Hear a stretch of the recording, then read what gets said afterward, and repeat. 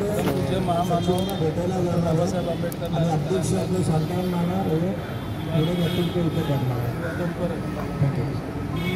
Republican पक्ष उर्वरित यांच्यातर्फे आमच्या पक्षश्रेष्ठीच्या निर्देशानुसार अपंग जनता दल या संघटनेला जाहीर पाठिंबा करत आहे।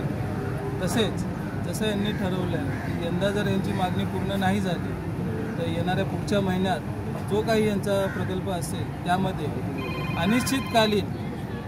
अनिश्चितकालीन आझाद मैदानवर मी आमरण उपोषण करेन। आमच्या पक्षाच्या माध्यमातून